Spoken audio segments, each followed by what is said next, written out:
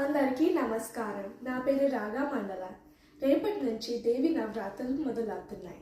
ఇప్పటికే బొమ్మల కొలువులకి, కన్య పూజలకి ఆహ్వానాలు అందేశాయి. దాండియా ఆటలు, ఆయుధ పూజల ఏర్పాట్లు జరుగుతున్నాయి. అన్ని చోట్లలో పండగ హడావిడి కనిపిస్తుంది. ఈ పండుగని ఒక్కో చోటలో ఒక్కోలా చేస్తారు. ఈశాన్య భారతంలో దుర్గా పూజలు చేస్తారు. పశ్చిమ భారతంలో అమ్మవారికి హారతిచ్చి గర్భా రాస్ నాట్యాలు చేస్తారు. దక్షిణ భారతంలో ఒక్కో రోజు ఒక్కో అవతారం అలంకరణతో అమ్మవారిని పూజిస్తారు. ఆదిశక్తి వేర్వేరు అవతారాలలో వస్తుంది. భయం, అనారోగ్యం, చీకటి, అజ్ఞానం, అసూయ లాంటి భయంకరమైన రాక్షసుని చంపి మనని రక్షిస్తుంది.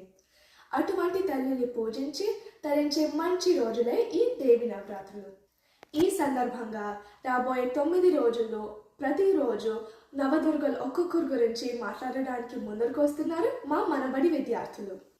ఆ ఆదిశక్తి ఆశీర్వాదం, మీ సహకారం మాతో ఎప్పుడు ఉండాలని కోరుకుంటున్నాను.